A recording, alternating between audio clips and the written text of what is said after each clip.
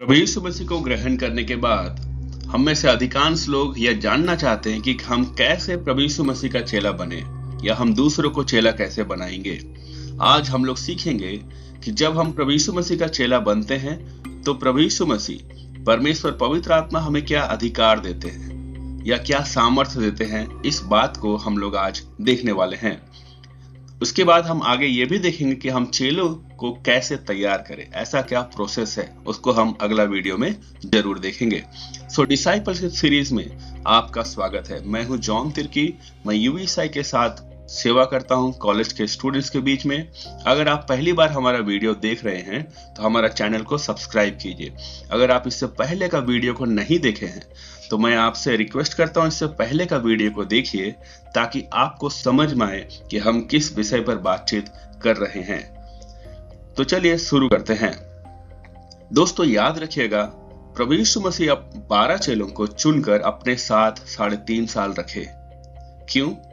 ताकि वे व्यक्तिगत रूप से प्रभु यीशु मसीह को जान सके, परमेश्वर को जान सके और परमेश्वर के अनुग्रह में और उसके सामर्थ्य में बढ़ते जाए।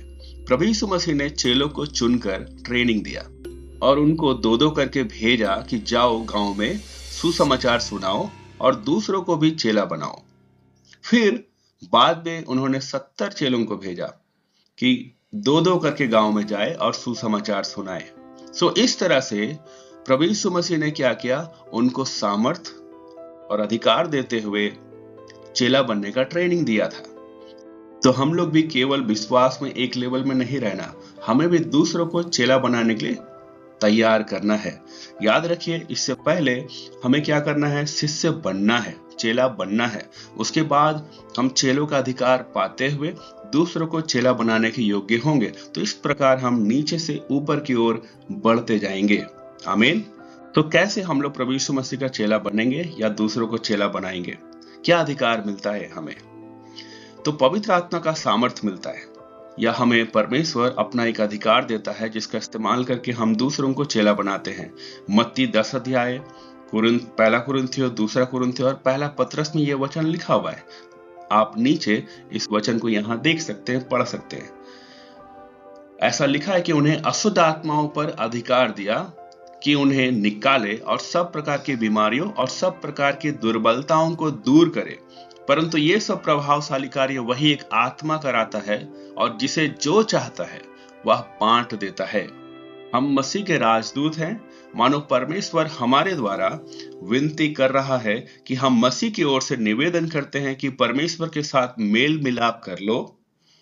जिसको जो वरदान मिला है वह उसे परमेश्वर के नाना प्रकार के अनुग्रह के भले भंडारियों के समान एक दूसरे की सेवा में लगाए।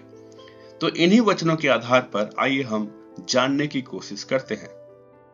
प्रभु यीशु मसीह के शिष्य बनने पर हमें कुछ अधिकार मिलता है। पहला, शुरुआती दिनों में जैसा जरूरत था वैसा यीशु मसीह ने उनको दुष्ट आत्माओं पर अधिकार दिया और चेले भी प्रभु यीशु मसीह के नाम से परमेश्वर का सामर्थ्य से दुष्ट आत्माओं को निकाले।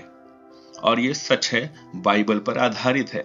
ओके, सो यीशु का नाम में सामर्थ्य है और यह अधिकार हमें भी जो उसका चेला बनते हैं अधिकार दिया जाता है ताकि यीशु के नाम का इस्तेमाल करके हम दुष्ट आत्माओं को निकाल सके और लोगों को छुटकारा दे सके। और बाइबल यह भी बताता है साफ साफ कि बीमारियों पर भी उन दिनों में शुरुआती समय में अधिकार दिया गया, चंगाई का सामर्थ्य दिया गया और कई तरह का दुर्बलता या कमजोरी, मतलब कई तरह का डिजीज हम बोल सकते हैं, उस पर भी प्रभु यीशु मसीह ने अधिकार दिया। ये 3 शुरुआती दिनों में प्रभु यीशु मसीह ने साफ साफ कहा और चेलों ने इसका इस्तेमाल करके बहुत लोगों को आशीषित किया और बहुत सारे लोगों को सुसमाचार सुनाकर चेला बनाने में अपना योगदान दिए हैं। ओके, सो आगे जब हम वचन पढ़ते हैं तो पहला कुरिन्थियों और दूसरा कुरिन्थियों के अनुसार ये हम पाते हैं कि हम में से हर एक को जैसा पवित्र आत्मा चाहता है आत्मा का वरदान देता है और जब वो आत्मा का वरदान देता है तो हमें उस अनुग्रह से इस्तेमाल करने के योग्य बनाता है। परमेश्वर हमें अपनी इच्छा से और अपने अनुग्रह से इस्तेमाल करता है अपना काम के लिए। याद रखिएगा, जिसे जो चाहता है वह देता है। दूसरा बात, यहाँ एक शब्द लिखा है राजदूत। तो हम परमेश्वर के राजदूत हैं। मतलब राजदूत का मतलब होता है एम्बेसडर, एम्बेसडर ऑफ गॉड। जैसे एक देश अपना एक राजदूत दूसरे देश में भेजता है और वहां पर रहता है वो राजदूत। ऐसा ही हमारा देश का प्रतिनिधित्व, या हम कहेंगे एम्बेसडर, दूसरा देश में रहता है ताकि हमारा देश का संस्कृति को वहां दिखा सके और हमारे देश के जो लोग हैं उनको सुरक्षा दे सके। परमेश्वर इस बात को यहां पर बताना चाहता है कि हम भी परमेश्वर के राजदूत हैं इस पृथ्वी पर।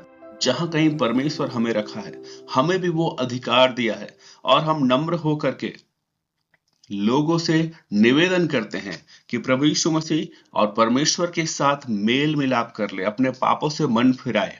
तो ऐसा अधिकार परमेश्वर हमें देता है। जब हम आगे पढ़ते हैं ना पहला कुरिन्थियों 12 अध्याय में और ऐसे ही रोमियो का पत्री में, पत्रस में, तो कई एक वरदान प्रभु परमेश्वर हमें देता है। तो हमें चेला होने के नाते अपने वरदानों को पहचानना जानना चाहिए ताकि हम अपने वरदानों को पहचाने। जो स्किल्स या योग्यता प्रभु परमेश्वर ने हमें दिया है उसको जानकर जैसा हमें बुलाया गया है, जैसा हमें तैयार किया गया है, वैसा हम प्रभु यीशु मसीह का सेवा कर सके और दूसरों को यीशु का चेला बना सके।